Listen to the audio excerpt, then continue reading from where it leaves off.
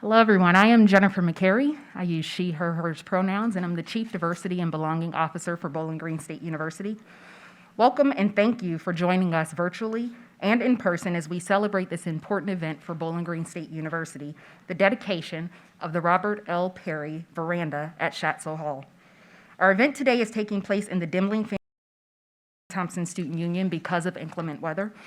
Due to the global pandemic, Bowling Green State University is following all guidelines from the Center of Disease Control, the State of Ohio, Ohio Department of Health, and Wood County Health Department by wearing face coverings and completing our health checks before coming to campus.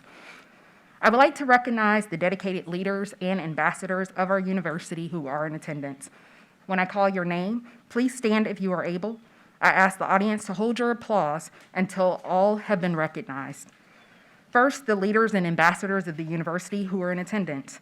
BGSU Board of Trustees Chair David O'Brien, Vice Chair Marilyn Isley, current members of the board Joshua Otten, Willa Ebersol, Drew Forehand, Linda Forte, George Miller, Jeff Radbill, Richard Ross, Amy Shore, and Howard Trawl. BGSU President, that's fine.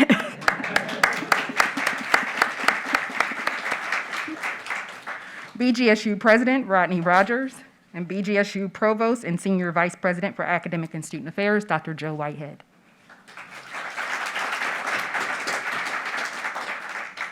I would like to acknowledge Dr. Robert L. Perry, the inaugural director of the university's Ethnic Studies program, and his family, friends who are joining us today. We are honored to recognize the legacy of Dr. Perry. Would Dr. Perry, family, and the Perry family invited guests please stand if you are able to be recognized.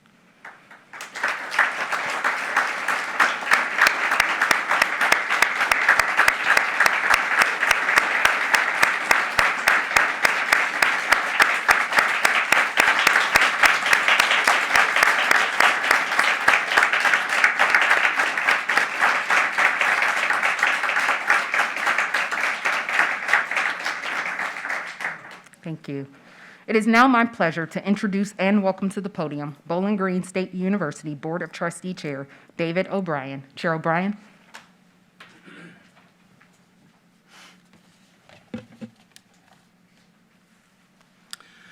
Thank you, Jennifer. It is a pleasure to be here this afternoon to unveil the Robert L. Perry Veranda located at Shaztel Hall.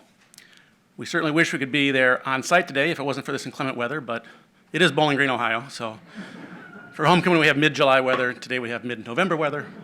Tomorrow should be mid-September, I think. So, the Board of Trustees approved this naming in May in recognition of two-time alumnus Dr. Perry, the inaugural director of the university's Ethnic Studies program. In 1997, when Dr. Perry retired, the Board of Trustees approved his title of Distinguished Professor Emeritus in special recognition of his teaching, research, and mentoring of our students. His work created a foundation for our university's educational approach to not only ethnic studies, but diversity, belonging, and inclusion. You'll hear more about this lasting legacy from Dr. Angela Nelson later in the program. As chair, our board continues to focus on this work, not only in our Diversity and Belonging Committee, but across the university. We have seen such progress in the last few years alone in the Division of Diversity and Belonging. That is possible because of university leaders such as Dr. Perry. This is more than just a naming and an unveiling of a veranda. It's another step forward in recognizing our commitment to ensuring that each member of our community can belong. Thank you.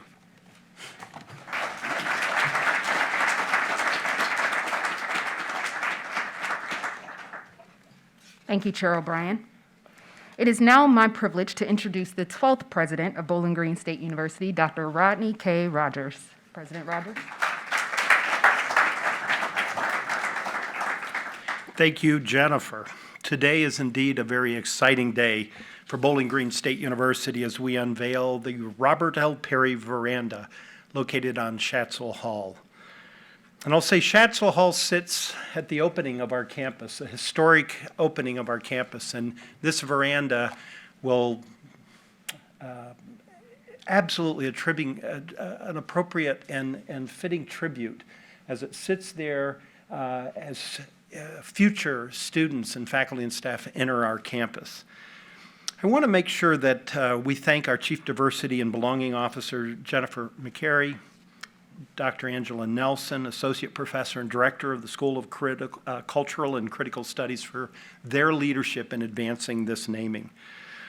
As Chair O'Brien mentioned, today we are not only recognizing the work of the inaugural director of the university's Ethnic Studies program, but honoring Dr. Perry, who is a two-time alumnus of Bowling Green State University.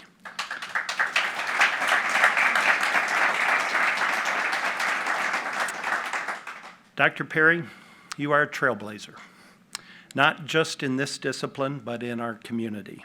And we are thrilled to have you and your family join us today for this honor.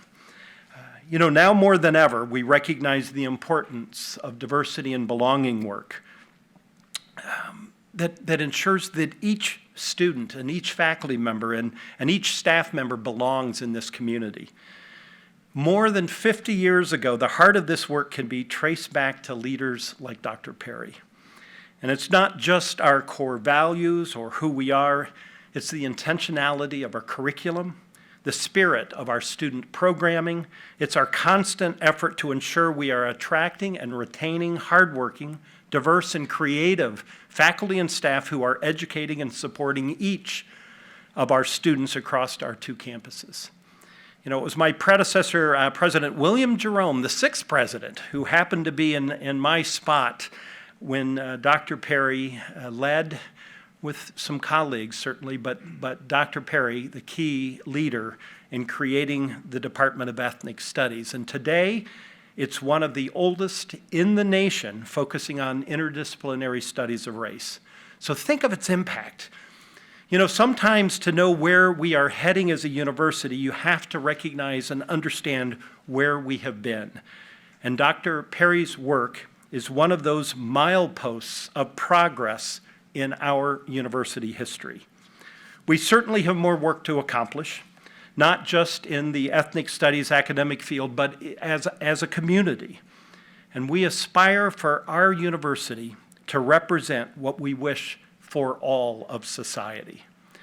Today's naming and unveiling of the Robert L. Perry Veranda will forever be another reminder of our commitment to ethnic studies and diversity and belonging. To Dr. Perry, thank you. Thank you for your innovation, for your creativity, for your leadership, and in your belief in your alma mater. I am confident that the Department of Ethnic Studies will continue to be a leader nationally and globally, and certainly right here on our campus. Ai Ziggy Zumba.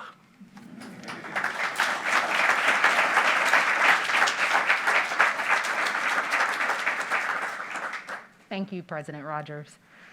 I would like to introduce Dr. Angela Nelson, an associate professor in the Department of Popular Culture, the director of the School of Cultural and Critical Studies, and chair and graduate coordinator of the Department of Ethnic Studies.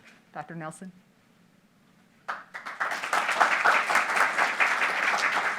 Thank you.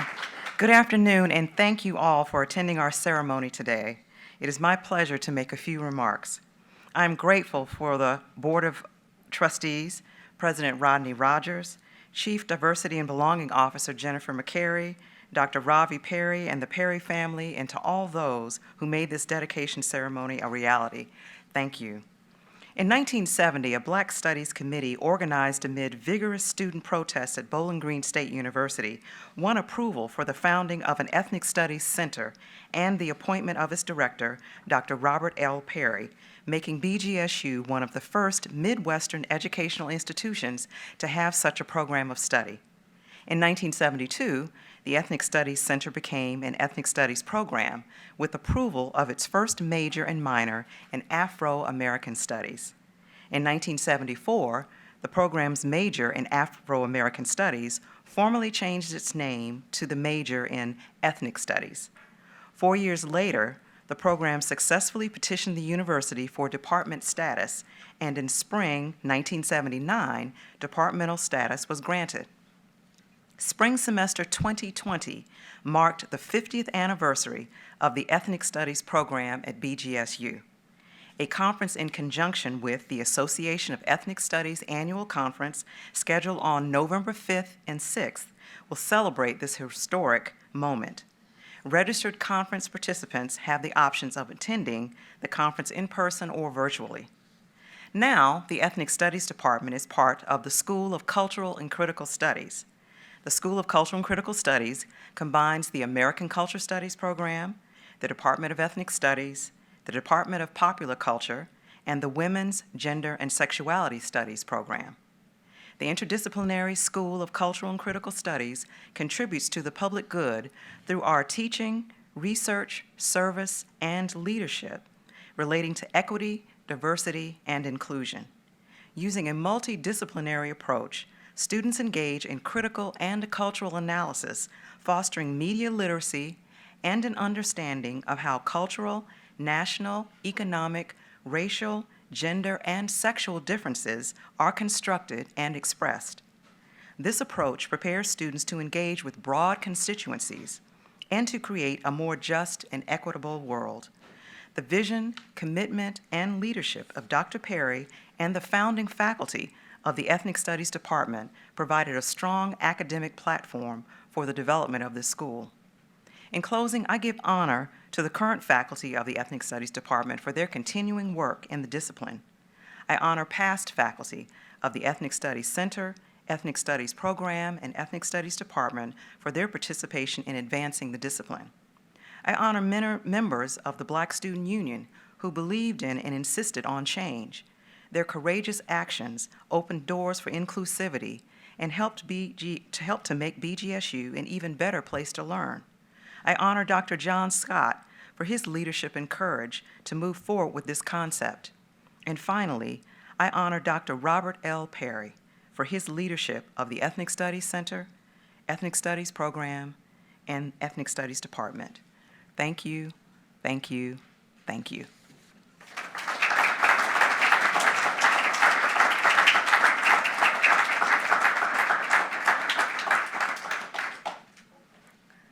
Thank you, Dr. Nelson. Dr. Robert Perry is Professor Emeritus in the Department of Ethnic Studies and is a Bowling Green State University alumnus, as you've heard, graduating with a BA in 1959 and an MA in 1965. Dr. Perry was the founding director of the Ethnic Studies program from 1970 to 1979 and the first department chair, as you've heard, from 1979 to 1997. Dr. John Scott, who you just heard about, chaired the search leading to the hiring of Dr. Robert L. Perry. And at this time, the stated purpose of the program was to provide multicultural education and to improve the racial balance of the university course offerings. For Dr. Perry, his job had a personal as well as a professional appeal.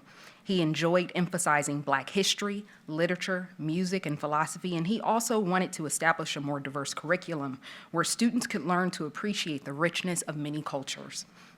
Among his other vast accomplishments, in 1992, Dr. Perry helped establish the university's Cultural and Diversity in the United States requirement, profiled in the Chronicle of Higher Education as the first of its kind at the university in the country.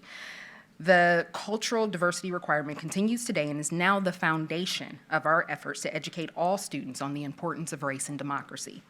Dr. Perry retired, and you've heard a lot of this. This is the recap as we bring him up. But Dr. Perry retired in 1997 after chairing the department for almost 2 decades. He has left a continuing legacy of inclusion and empowerment that enriches the BGSU community today. It is my pleasure and my honor to welcome Dr. Robert L. Perry back to campus and to invite Dr. Perry and a member of his family to the podium to share words.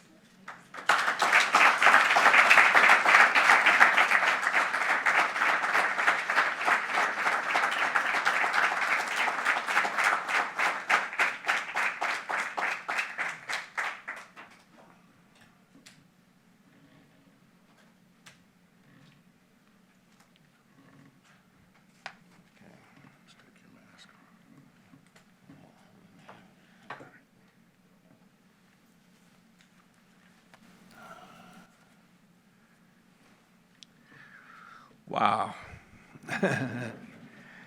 Well, you know, I'm I'm blessed with spinal stenosis. That's one of my difficulties, but I'm still up and moving. And I tell people oftentimes I got two activities I primarily do now, mental therapy and physical therapy, which I go to every week. Mental therapy, I do what I've been accustomed to doing all my life. I read and write and argue with my kids, particularly the political scientists over there. Since I was really basically trained as a sociologist, so we have some differences, but we enjoy our conversations. Well, thank you very much for the introduction. And it's truly a humbling affair to join with the Bowling Green Falcon community today. To the Board of Trustees and President Rodney Rogers, thank you.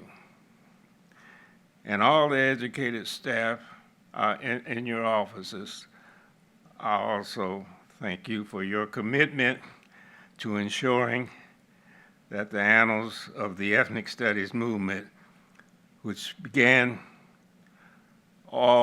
here more than 50 years ago, and that is continued to be celebrated and archived for a new generation of brilliant thinkers.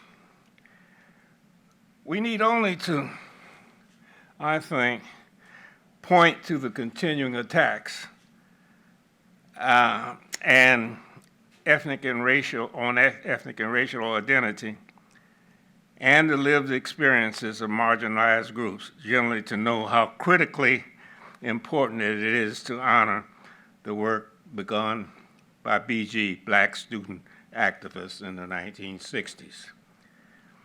Just like students then demanded that this institution offer courses where they could learn about non-white history, culture, and politics, it is so very inspiring to witness the same zeal and fervor for inclusion among students today. Over the past several years, our country faced many tests of what I was once quoted in the 1970s, I think, in the BG News as a test of the white system. To be clear, racism is alive and well today. The attacks on local school boards nationwide, on critical race theory that permeate the news today should prove to everyone here today why the Department of Ethnic Studies must forever remain a beacon of higher learning about global, local, and marginalized cultures. We live in a dynamic time, a time not unlike what it was like on this campus when I first arrived in the 1950s, or when my friends, colleagues like Dr. John Scott, Dr. Ernest Champion, who's now deceased, and others were working together in the early 70s to develop curriculum that was not centered in white Western European culture. It was not easy to create a new curriculum that focused on the very groups which society sought to ignore here in rural Northwest Ohio during the decade that birthed affirmative action. However, we did it together. I'm so proud of what we accomplished together because it began by listening to the student experience. In the immediate post-civil rights era, just a few years after the assassination of Reverend Dr. Martin Luther King Jr., just a few months after the massacre at Kent State, the Orangeburg massacre at South Carolina State, and just a few years after the Detroit urban rebellions against structural injustice. By the way, that's where I began my doctorate degree at Wayne State University doing tanks being driven down Woodward Avenue. I was there then. So it was that era then that we birthed ethnic studies here at BGSU. It occurred because all of that which was going on was the setting for what began to happen here and what emerged as, I think, a great outcome for Bowling Green State University in terms of where we are at today.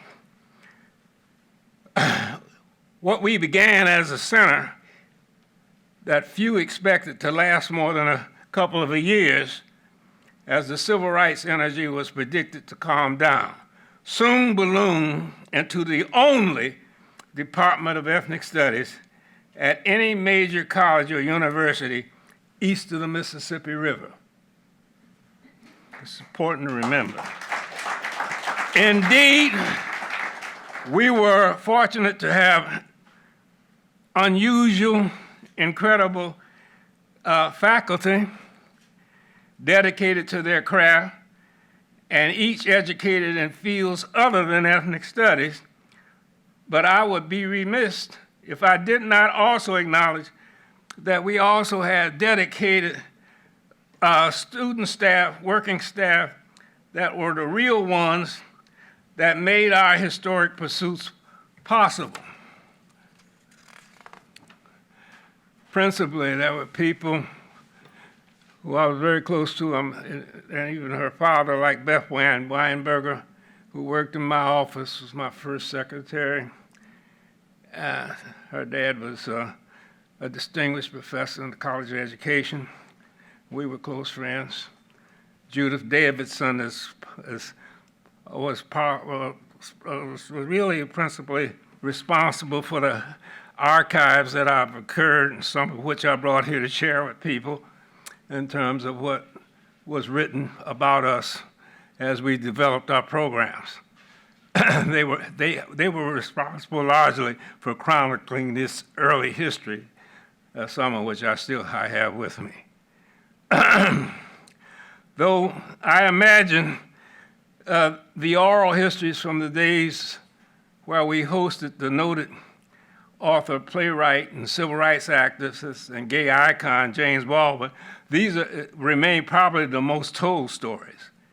And I wonder, do people know that Baldwin was invited to BG by Dr. Ernest Champion? And he was our first hire in the Ethnic Studies Center. Did you know that Baldwin came back to BG at least 4 times? He liked and loved this experience that he had here with us. Did you know that BG was Baldwin's first stop after years of self-exile in France, in part due to how he was disillusioned for his treatment here in the United States during the Civil Rights era? He wrote one of his last books, Just Above My Head, while here with us, and I had real pleasure of sometimes hanging out with him as a social companion, spending a lot of time at Kaufman's restaurants late at night, and a lot of money there too. But and I had, and he actually shared our home some, in Toledo, along with Dr. LaRuth Perry, who was my wife. He spent some time in our home there from time to time. Dr. LaRuth Perry received her PhD in 1998 in American culture here. There's so much I could say, so much we did together. We hosted a lot of national conferences on race and ethnicity. I think I remember 13 such conferences long before the Harvards and the Princetons did that in their own academy. We were doing it here. We created, as someone said earlier, we created the nation's first ever requirement at any predominantly white college or university that required students from BG to take a course on race and ethnicity in order to graduate. As I take my seat, I must thank Jennifer McCary, the university's Chief Diversity and Belonging Officer, and her team for actually organizing what I call a very humbling event. You almost bring me to tears. Happy tears. BGSU is a very special place to me and my family. And the care with which you have worked on the series of programming to recognize 50 years of ethnic studies is sincerely most appreciated. To Provost Joe Whitehead, thank you for your support of ethnic studies. To the current students and faculty in the Department of Ethnic Studies, to Chair Dr. Angela Spence Nelson, thank you. Thank you for continuing to shine a bright light on the mission of the study of ethnic studies as academic discipline. Appreciate it. Wow. I look forward to working with you, Angela, to help create even more growth to reach ever higher heights. Okay. My family knows how important it is for me to live authentically, and God willing, I will turn 89 in December. I am grateful for the privilege of having been educated here and for having had the opportunity to co-head efforts to build ethnic studies. I am grateful for opportunity BGSU has provided my wife and my children. I have several lessons my life experience has afforded me. My years in the Air Force, I was in the Korean conflict and Vietnam War. I was in the service during that period. I worked in Toledo as a juvenile court referee while I was on the board of Children's Services in Lucas County for over 18 years. I became somewhat of a diversity consultant before there was even such a term back in those days. I was a so-called expert around. People would call me all the time about diversity issues, and before the term even existed. And obviously, my experience as a professor and a department chair was outstanding. The one lesson being that I left with my kids and with my students to ensure that I am not an instrument of my own oppression, and that they keep that in mind as they develop their careers and work. I think our gathering here today is a down payment on that lesson, and it is truly overwhelming. May we continue to study the lived experience of the least among us. May we each commit to investing in the movement so that a new generation of students may learn from our work together. Thank you for your recognition, and thank you, Falcons, for your fighting spirit. Soar high!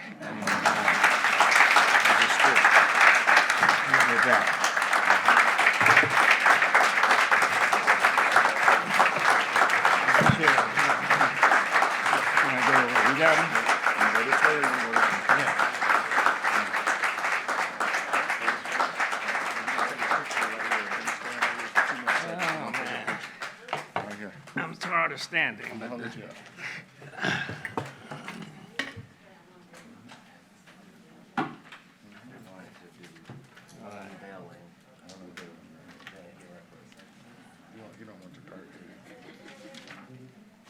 I'd rather not have a cart stand. take a picture, but.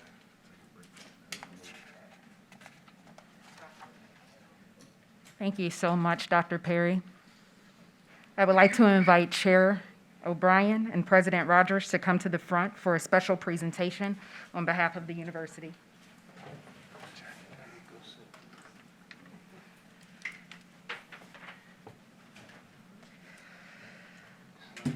Dr. Perry, in recognition of your extraordinary legacy of inclusion and empowerment that continues to impact our students and community, we are honored to place a bronze plaque on the Robert L. Perry Veranda outside of Shaztel Hall, and one inside the entrance which describes your distinguished career at BGSU spanning almost 2 decades. Although we are in the Union, we had replicas of the plaques that are at Shaztel Hall created for this moment. Before we do the unveiling, Dr. Perry, Chair O'Brien, and President Rogers are presenting to you a framed certificate on behalf of the Board of Trustees and University commemorating today's dedication. Thank you very much. You don't mind me asking a quick one? Yes, yeah, no problem. For the family, I ask that you all would do the honors of this unveiling.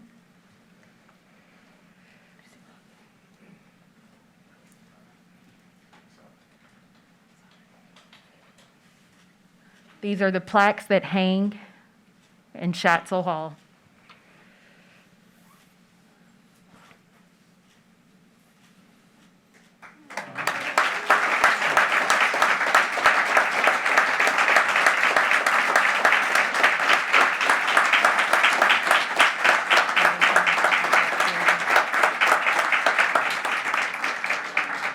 And this is as an exterior sign, the Robert L. Perry Veranda.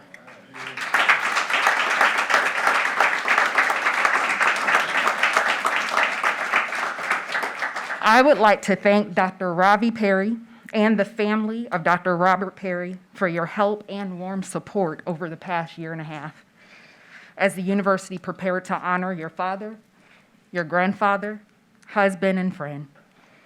To all of our attendees and viewers, thank you for joining us today on this memorable occasion to celebrate Dr. Robert L. Perry, his impact on Bowling Green State University, and our commitment to diversity and belonging. As a public university for the public good, it is a responsibility we embrace. For those of you who are joining us virtually, we look forward to seeing you in the future. And to those of you who are in attendance in person, please enjoy the reception immediately following. Thank you, everyone.